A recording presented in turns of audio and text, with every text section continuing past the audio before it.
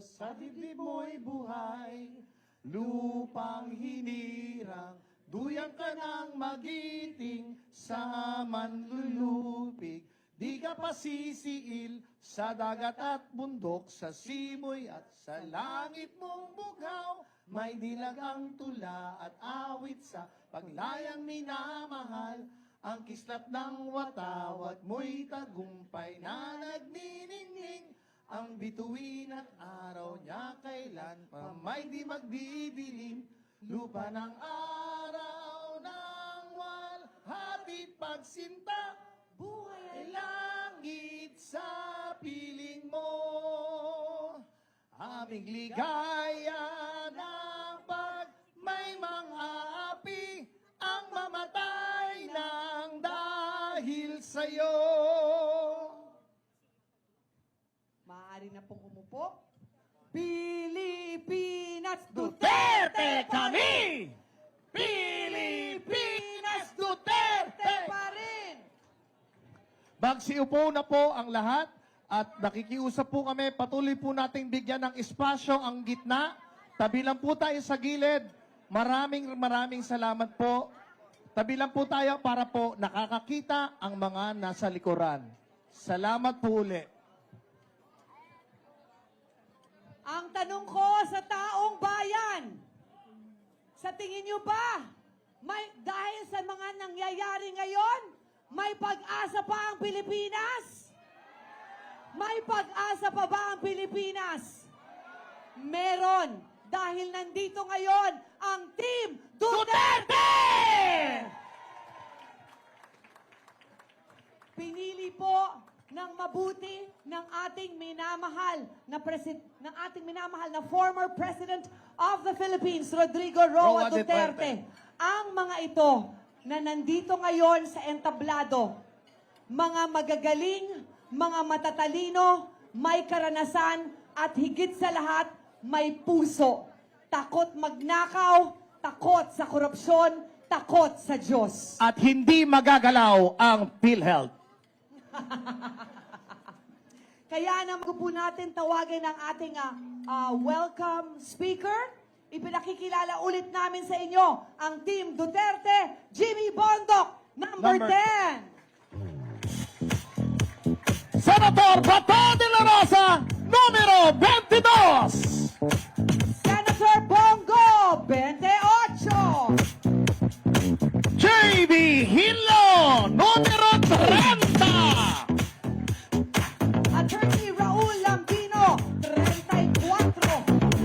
Rodante Marcoleta, 38. Pastor Apollo Kibuloy, 53. Vic Rodriguez, 56. At Felix Salvador, 58.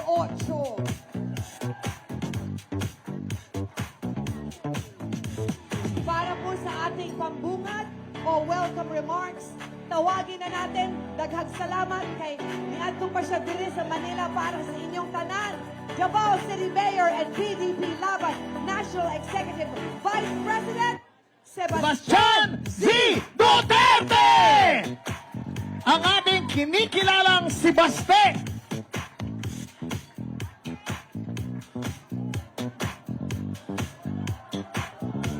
Palakpakan po natin uli, Sebastian Z. Duterte!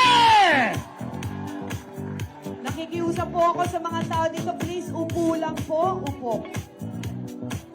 Sa ating pinakamamahal na Pangulo at Chairman ng Partido Demokratiko Pilipino, Pangulong Rodrigo Roa Duterte, sa lahat ng mga kasapi ng PDP, mula sa mga opisyal at mga miyembro sa buong Pilipinas, sa ating mga kapwa Pilipino, isang makasaysayang araw sa ating lahat. Taos puso ako nagpapasalamat sa bawat isa sa inyo sa patuloy na pagtitiwala sa Partido Demokratiko Pilipino at sa mga advokasya na ating ipinaglalaban. Isang malaking karangalan na makasama kayo sa hadikain ng mga Pilipino. Ang PDP ay maninindigan hindi lamang para sa atin na nandito ngayon, kundi para sa bawat Pilipino na siyang tunay na lakas at pundasyon ng ating partido. Higit 4 na dekada ang nakaraan na buo at nanindigan ng PDP laban upang tutulan ang mapang-abusong rehimeng Ferdinand Marcos Sr. Ngayon, ang buhay at kinabukasan ng mga Pilipino ay nalalagay na naman sa alanganin. Habang nagsusumikap tayong humakbang patungo sa isang maunlad na bukas, ay pilit naman tayong hinihila pabalik ng administrasyong ni Ferdinand Marcos Jr. sa isang mapang-abuso at mapagmalabis na pamahalaan. Minsan na nating naipakita at napatunayan na kaya nating ayusin ang sistema ng ating pamahalaan sa pamumuno ni Pangulong Rodrigo Duterte. Pinatunayan natin na kaya nating magsilbi sa bayan na may disiplina, sa sarili, walang kalabisan at walang pang-aabuso lalo na sa pera ng taong bayan. Huwag nating sayangin ang mandato na ibinigay sa atin ng ating mga kababayan. Huwag nating sayangin ang mga buhay na itinaya ng ating mga kapwa Pilipino, lalo na ng mga pulis at sundalo, para lamang maipaglaban ang kapayapaan at kalayaan ng ating bansa. Bilang mga lingkod bayan, tungkulin nating ibigay sa mga Pilipino ang buhay na masagana, bansang mapayapa at lahing maipagmamalaki sa buong mundo. Bilang mga tunay na kasapi ng PDP at boses ng mga Pilipino, patuloy tayong makikilahok, magsasalita at makikipaglaban. Mga kapatid, nagsisimula pa lamang tayo. Mahirap at mapanganib man ang landas na ating tatahakin, hindi ito mapapawi ang nagliliyab nating mga damdamin para sa isang mapayapa at maunlad na bansa. Hindi tayo uurong, patuloy tayong hahakbang para sa karangalan ng mga Pilipino at ng buong Pilipinas. Walang makakapigil sa atin kapag tayo ay magkakaisa at buong pusong mag-aalay ng ating buhay para sa kinabukasan ng ating pinakamamahal na bayan.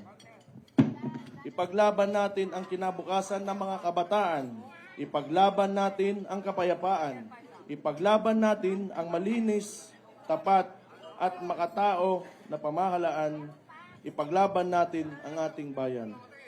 Mabuhay ang PDP! Mabuhay! Mabuhay ang Pilipinas! Mabuhay! Mabuhay ang Pilipino! Mabuhay! Maraming salamat sa inyo lahat. Mabuhay si Baste! Mabuhay kay Mayor Baste Duterte! Hindi mo lang mahal ang Pilipinas, ang gwapo-gwapo mo pa. Di ba, girl? Mahal ka namin. Mahal ka namin. Wow. Oh, di ba? May pinagmanahan kasi. Siyempre. Siyempre. Mana sa daddy, hindi ba? Speaking of kagwapuan, abay sunod na natin ang isa pang gwapo. Yes, for the message from the party national president of PDP Laban, tawagin na po natin ang ating minamahal na Senador Robin Hood Padilla!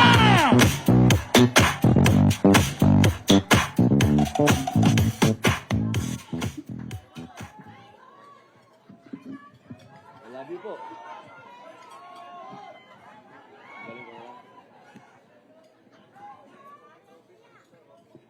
I love you. A'udhu billahi minasyaitanir rajim. Bismillahirrahmanirrahim. Alhamdulillah rabbil alamin.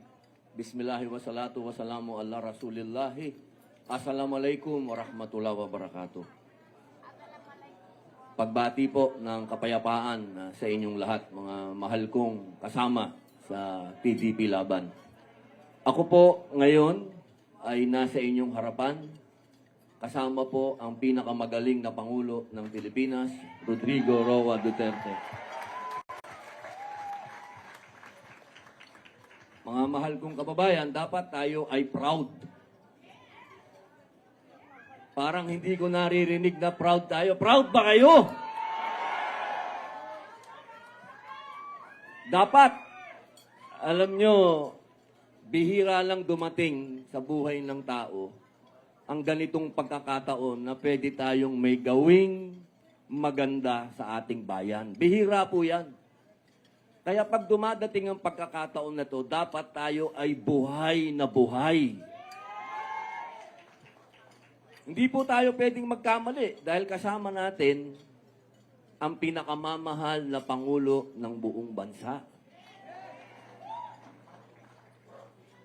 Kaya po sana, bilang napatunayan na po ng ating Pangulo at minamahal na Pangulong Rodrigo Roa Duterte ang kanilang kagalingan sa executive.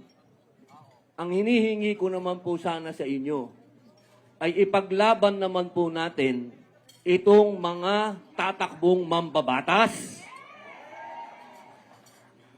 Hindi po kasi pwedeng magkaroon ng tagumpay kung ako lang ang nasa Senado, kung si Bato lang ang nasa Senado, o kung si Bongo lang ang nasa Senado. Tatlo lang po kami. Kulang po kami. Kailangan po dumami ang PDP laban sa Senado upang ang boses at yung aksyon po namin na hinihingi po ninyo ay maibigay namin.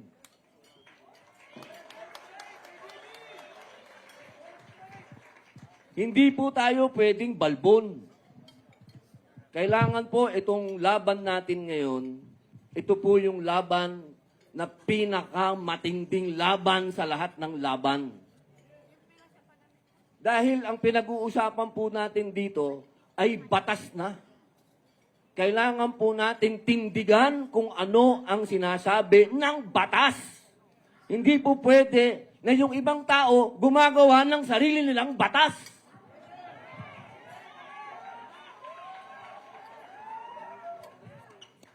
Mga mahal kong kababayan, napakalalayo po ng pinanggalingan ninyo. May galing ng Agusan, may galing ng Mindanao, may galing ng Bisaya, may galing ng Cavite. Lahat po yan, nakausap ko rin sa baba. Lahat kami nakapagpa-picture. Pero isa lang po ang hiling ko. Sana, yung pagmamahal po nating lahat kay Pangulong Rodrigo Roa Duterte ay ibigay po natin sa lahat ng mga kandidato nating senador.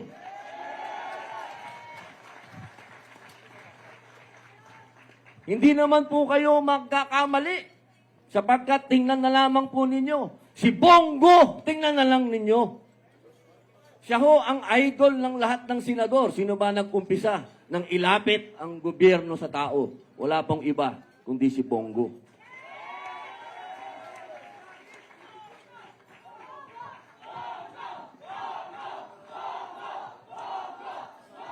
Mahina. Bongo!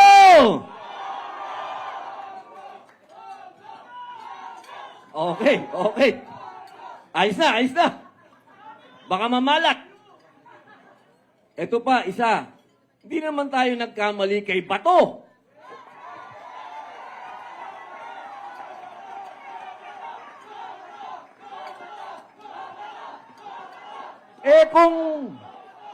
Kung patapangal lang ang laban, walang tatalo kay Bato.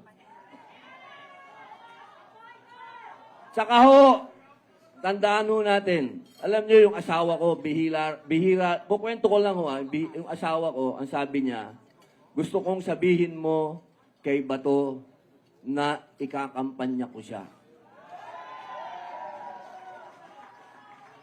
Sabi niya, si Bato daw ang nakilala niyang napakatigas na tao, pero yung puso ay ginto. Hindi po kayo magkakamali kung susuportahan niyo po lahat ang kandidato na to.